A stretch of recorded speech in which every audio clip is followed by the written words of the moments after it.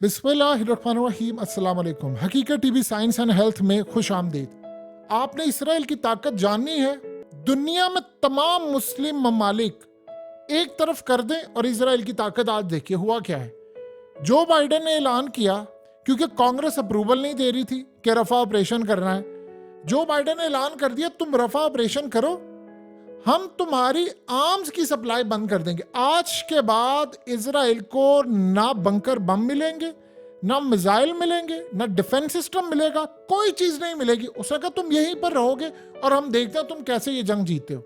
अब ये बात बड़ी जबरदस्ती उस सारी सूरत हाल में आप देख लेना कि फलस्तीन को तस्लीम करने के लिए यूनाइटेड नेशन में करारदाद और तमाम चीजें पास हो गई। अब अमेरिका ने उसको अपोज भी नहीं किया। जो बाइडेन ने देखिए क्या कहा, जो बाइडेन ने ये बात कही तो हाउस ऑफ स्पीकर जो था उसने नेतन्याहू को कॉल किया। उसने कहा बताओ ये सब कुछ हुआ, आप क्या करोगे? उसने कहा वाकई बाइडेन ने ये बात कही है। उसने कहा मुझे इसे कॉल करने दे। अब ये रिपोर्ट हुआ है, ये रिपोर्ट ना हुआ दुनिया को पता ना चलता। उसने कॉल की, कॉल करके बाइडेन को कहता है कि तुमने हथियारों की सप्लाई बंद करने का ऐलान किया है। उसने कहा हाँ। उसने कहा क्यों कहा है तुमने? कहते कि तुमने रफा ऑपरेशन शुरू किया था, हमने तुम्हें कहा नहीं। उसने कहा ये तुम्हारा फाइनल फैसला है? उसने कहा हाँ। उसने कहा ठीक है, अब देखना मैं क्या करता हूं। ये समझिए जरा बात को। ये रिपोर्ट हुआ है नेतन्याहू ने फोन बंद किया, 24 घंटे के बाद अमेरिका में जो बाइडेन की इंपीचमेंट के लिए ड्राफ्ट तैयार हो गया। यानी जो बाइडेन, आप समझ बिल्कुल सादे अल्फाज में समझ लें, अदम एतमाद तैयार हो गई है जो बाइडेन के खिलाफ, और अब उसके खिलाफ अदम एतमाद की करारदाद वो लेकर आ रहे हैं और जो बाइडेन को बतौर प्रेसिडेंट ऑफ यूएस उसकी कुर्सी टूटने वाली है। अब आप जरा अंदाजा कर सकते हैं कि एक बंदे की ताकत का आप अंदाजा कीजिए कि वो जो कांग्रेस में बैठे हुए तमाम लोग हैं किन के इशारों पर नाचते हैं। आप जरा देखिए, जरा उनकी पावर चेक कीजिए। प्रेसिडेंट ऑफ यूएस, ये वो प्रेसिडेंट है जिसके पीछे पूरी एस्टैब्लिशमेंट अमेरिका की खड़ी हुई है। अब आपको समझ आई थी कि क्यों इन्होंने ट्रंप को नहीं लिया। देखिए ट्रंप ने काम क्या किया था, यूक्रेन का मामला था, उसने ये बात कही, उसने कहा कि मैंने इस जंग में नहीं आना, ना हमने इस जंग को शुरू करना। ये ट्रंप तब की बात है कि अभी इंतखाब वहां पर चल रहा था। उसने कहा मैंने जंग शुरू नहीं करनी, और उसने यूक्रेन को जो एड थी उसको डिले कर दिया कि भाई हमने नहीं आना। इन्होंने साथ काम क्या किया, ऊपर से ट्रंप ने कह दिया कि अफगानिस्तान से निकले। अफगानिस्तान से निकली फौजें उनकी। अब अफगानिस्तान से जैसे ही उनकी फौजें निकली, उसके बाद अमेरिका का सवाल था। उन्होंने कहा तुम्हारी इतनी जुर्रत कि तुम लोग उठकर हमें कहो डीप, यानी एस्टैब्लिशमेंट के खिलाफ खड़े हो जाओ, ये तुम काम करो। उन्होंने उस बंदे को फारिग किया क्योंकि उसने कहा जी मैंने कोई जंग नहीं छेड़नी। अब मिलिट्री कॉम्प्लेक्स वाले हथियार नहीं बिक रहे और ट्रंप आड़े आ गए। वो सीधा सा बिजनेसमैन है, वो कहता है कि भाई इसमें आवाम का फायदा ही नहीं है, ये चंद लोग पैसा बना रहे हैं, मैं क्यों काम करूं। इसके बाद अगलों ने फारिग कर दिया। और जो हाल हुआ उसके बाद फिर जो 4 साल ट्रंप के साथ होता रहा, वो तो आप दुआ दें। वहां के जो जजेस हैं वो गैरत वाले हैं, बेगैरत नहीं है। वहां के जजेस बड़े गैरत वाले हैं, वो गैरत रखते हैं। वो खड़े हो गए, उन्होंने तोशा खाना से लेकर उसकी बीवी, तलाक, पता नहीं कौन कौन से केसेस बनाने थे, उन्होंने सारा कुछ उड़ा कर रख दिया। और उसके बाद 9-0 से फैसला किया। आज देख ले ट्रंप तैयार है और फतह उसके सामने खड़ी हुई है। अब हुआ यह है कि बाइडेन, अब सोचो उसने तो ये यूक्रेन का किया, बाइडेन की जुर्रत ये हो गई कि उसने कहा मैं तो इसराइल को हथियार नहीं दूंगा। इसराइल 1948 से लेकर 2024 तक वो तो अमेरिका के हथियारों पर उसकी सपोर्ट पर पल रहा है।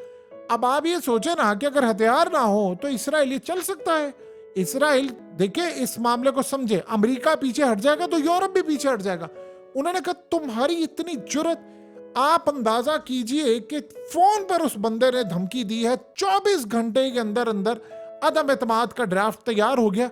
अब वो फारिग करें इसको। अब आप सोचे जरा, जब इस बंदे को वो फारिग करेंगे तो उसके बाद क्या होगा। अब एक ही सूरत हाल है, या तो बाइडेन सरेंडर करेगा और गिरेगा उसके आगे कि भाई मुझे या तो भीख में तुम रख लो, या इस सारे मामले पर मैं तुम्हारे खिलाफ यानी वो बच नहीं सकता। इससे आप अंदाजा कर लें अदम एतमाद लाने वाले कौन लोग हैं।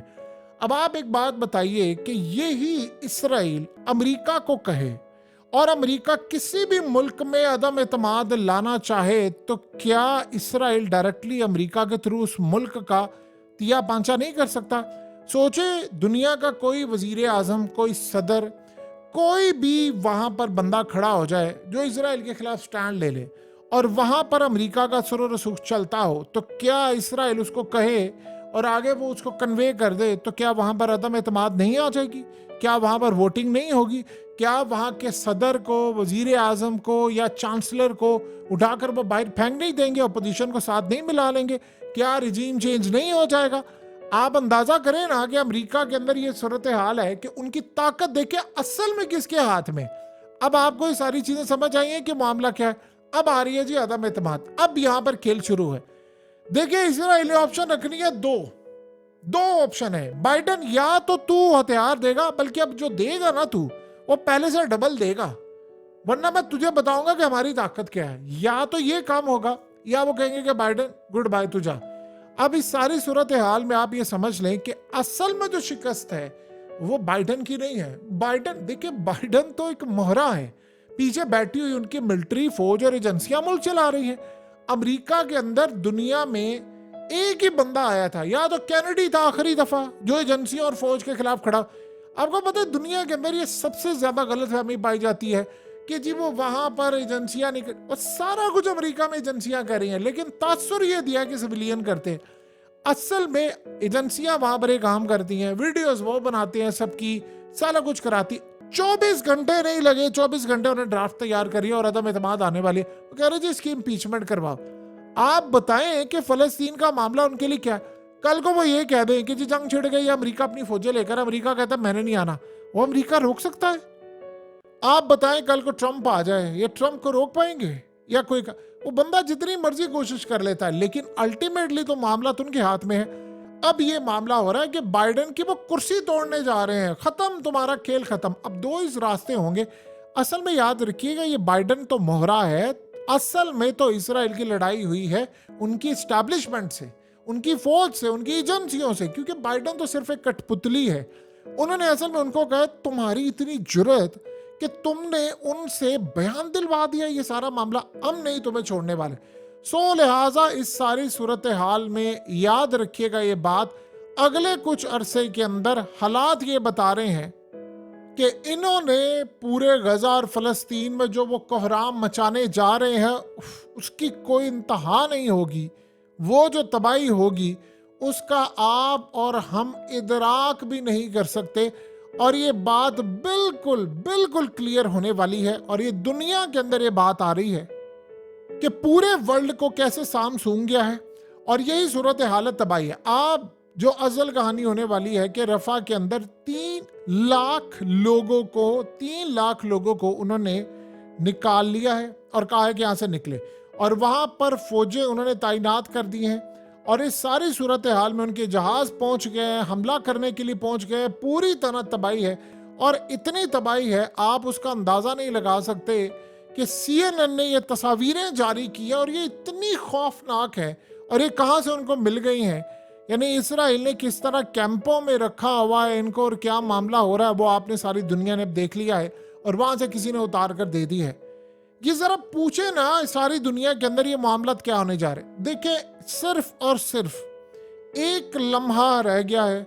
आप लोग तैयारी पकड़ लीजिए, हम लोग सारे तैयारी पकड़ ले, किसी मुल्क की फौज ने आगे नहीं आना। ये आपके मुकद्दस मकामात को बिल्कुल तबाह करने के लिए तैयार है। ये इन्होंने काम कर लिया। देखिए रफा ऑपरेशन ऐसी चीज थी कि जहां पर अमेरिका ने वाकई स्टैंड ले लिया था, चाहे दुनिया को दिखाने के लिए, इंतखाब के लिए, किसी चीज के लिए से स्टैंड ले लिया था।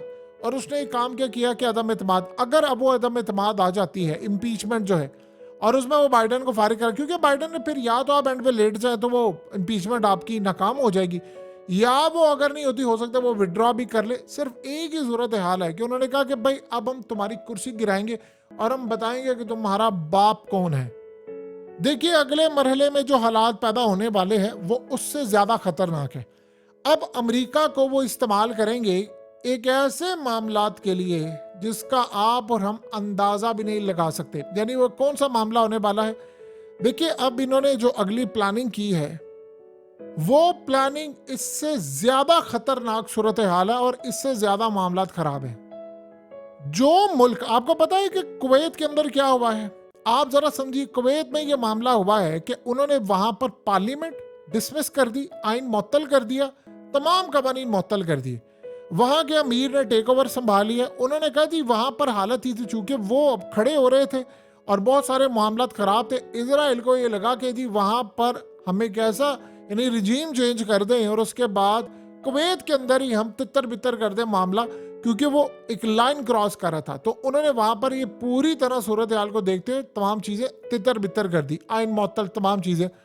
यानी आप अंदाजा कर लें कि यहाँ पर कि कहां कहां पर इन्होंने पंजे गाड़े हुए हैं और कहां कहां तक इनका असर और रसूख है। आप एक बात अच्छी तरह समझ लें, अगर हमें यहाँ पर स्टैंड लेना है, हमें यहाँ पर खड़े होना है, तो इसके बाद याद रहे कि बहुत सारी चीजें खराब हो रही हैं, एक नहीं कई जगह पर। जैसे मिसाल के तौर पर आप देख लें कि अफगानिस्तान के अंदर पंजशीर के इलाके में वो जो फाइटर्स थे वो तालिबान के खिलाफ खड़े हो गए। आप गौर करते जाइएगा, तालिबान के खिलाफ वो फाइटर्स खड़े हो गए, दाइश वहां पर पहुंच चुकी है और वो वहां पर उनको कह रहे हैं कि हमने नहीं छोड़ना। उन्होंने फाइनल, पंजशीर ने कहा है कि तालिबान के खिलाफ अब लड़ाई होगी। अब जाहिर सी बात है, पंजशीर में हथियार पहुंचाना कोई मसला ही नहीं है, यानी कोई इशू ही नहीं है अमेरिका के लिए और बाकी ताकतों के लिए। पंजशीर में हथियार पहुंचा देंगे, तालिबान के खिलाफ एक लड़ाई हो जाएगी और ऐसी लड़ाई होगी जिसका आप और हम इदराक नहीं कर सके।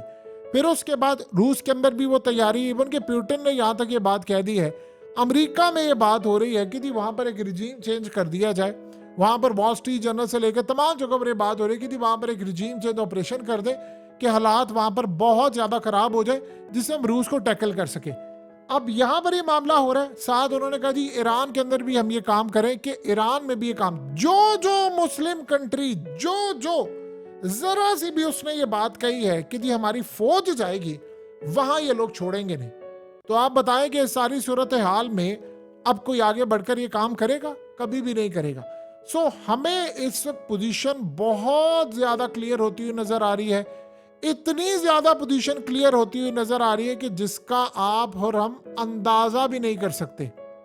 देखिए, हालात इस वक्त इंडिकेट कर रहे हैं, चीजें इस वक्त इंडिकेट कर रही हैं कि अगले कुछ अरसे के अंदर पूरी दुनिया में कुछ अजीबो गरीब होने वाला है कि जो हुक्म नहीं मानेगा वो घर जाएगा, उसकी कुर्सी भी जाएगी, उसके तमाम मामला जाएंगे, रिजीम चेंज ऑपरेशन होंगे, जो मामला हो सकेगा उस मुल्क में हो जाएगा। आपको पता है चाइना के अंदर भी क्या है? चाइना क्या काम कर रहा है? चाइना ने बड़ी कड़ी नजर रखी हुई है उन लोगों पर, खास तौर पर जिनके अंदर बगावत के उनसर पाए जाते हैं। उन्होंने इतनी बड़ी तादाद के अंदर ऐसे लोग पकड़े जो कहीं ना कहीं उनको लगता था ये राब्ते में है और वो वहां पर मामला खराब कर सकते हैं, कम्युनिस्ट पार्टी के खिलाफ फलाना, वो मैनेज कर रहे हैं। यानी आप ये सोच लें कि अगर अमेरिका का सदर जो है वो बेबस है कि वहां पर बैठकर कई हजार किलोमीटर दूर एक छोटा सा मुल्क है, उसका एक वजीर आजम उठकर कॉल कर दे बाइडेन को कि देख अब मैं तेरे साथ क्या करता हूं, और उसके बाद उसकी टांगे काम दे। बाइडेन की क्या औकात है? 80 साल बाबा है वो, वैसे ही उसको चलने में दुश्वारी है और ये भी नहीं पता कि असली बाबा है या नहीं है, कि उसे कौन कौन से बनाकर उसके कुछ डुप्लीकेट प्रेजेंट किए हुए हैं। लिहाजा ये एक बातें हैं, लेकिन जो इस वक्त असल मामला ये शुरू हुआ है, इन्होंने किसी को नहीं छोड़ना। देखिए, एक बात आप ज़हन में रख लीजिएगा, अगर मुस्लिम कंट्रीज को ये लगता है कि हमारी आखिरी जंग है और ये जी खत्म हो जाएगी, फलाना हो जाएगी, ये याद रखिएगा ईरान ने इस दफा जो काम कर दिया है वहां पर बड़ी परेशानी पाई जा रही है। और ईरान के इन मामलात के बाद ये लोग कह रहे हैं कि अब हमने ईरान के अंदर भी ऐसा एक ऑपरेशन करना है और वहां पर भी मामला। देखिए, होता क्या है, किसी भी मुल्क के अंदर आपने अगर कोई रिजीम चेंज करना होता है तो सबसे पहले आपके पास 2-4 तरह के इदारे होते हैं, IMF, ये वो, इंटरनेशनल सतह पाबंदियां आप ये कर सकते हैं या किसी मुल्क पर पाबंदियां लगा सकते हैं कि वहां पर इकोनॉमिक क्राइसिस खड़ा हो जाए, अवाम सड़कों पर निकल आए। जब अवाम आ जाती है तो फिर हालात खराब हो जाते हैं। आप अंदाजा करें, ताकत देखिए, नेतन्याहू के खिलाफ पूरा मुल्क सड़कों पर है और अब से नहीं 6 महीने से 220 दिन हो गए हैं। उसके घर के बाहर लोगों की भीड़ खत्म ही नहीं होती। क्या हो गया वहां पर? एक बंदा, सिर्फ एक बंदा, इसका इत्तेहादी गवर्नमेंट छोड़ देना, सिर्फ एक बंदा नेतन्याहू बच नहीं सकता। अभी तक वो बचा हुआ है तो आपने उसकी ताकत का अंदाजा देख लिया है कि कौन उसके पीछे है, कितनी ताकत है, वो क्या कर सकता है। सो लिहाजा ये याद रखिएगा, मुस्लिम कंट्रीज जो है वो स्टेक पर हैं। यही वो वजह है कि अगर आपको ये लगता है कि भाई तुर्की हो या कुछ हो, ये सारे ममालिक अपने आप को इसलिए बचा रहे हैं, इनको डर है, इनको पता है कि इनके मुल्कों में ये ताकतें कितनी हद तक पेनिट्रेट कर चुकी हैं, कहाँ तक ये जा सकती हैं, क्या मामलात हो सकते हैं। सो लिहाजा अब तैयारी पकड़ लें, पूरी दुनिया के अंदर रिजीम चेंज ऑपरेशन होंगे। और ये बात आप अच्छी तरह समझ लीजिएगा। वैसे तो मोदी ने ये बात कह दी है कि उसने कहा जी हमें ज़रूरत नहीं है पाकिस्तान की, कि जी वो अपना मुल्क है, वो आज़ाद हो गया, 47 में था, वो बन गया, अब हमने आगे बढ़ना है। याद रहे कि इंडिया पाकिस्तान की भी एक लड़ाई जो है वो इसराइल का एक हदफ है, क्योंकि वो लड़ाई होगी तो दुनिया का ध्यान इधर से हटकर उधर जाएगा। फिर चाइना की ताइवान के साथ, रूस की यूरोप के साथ, और इसी तरह अफ्रीका के अंदर भी कुछ लड़ाइयां हैं। तो पूरी दुनिया के अंदर जब लड़ाई लड़ाई लड़ाई हर जगह पर चल रही होगी तो दिन क्या होगा। अभी तो प्रेसिडेंट ऑफ यूएस अपनी कुर्सी बचाए और यहां से दुनिया अंदाजा कर ले कि पहले बिल क्लिंटन को फारिग करवाया था, फिर अब इसको करवाया। और यही दुनिया का दस्तूर है कि असल मालिक और असल बाप कौन है वो आज सारी दुनिया ने देख लिया।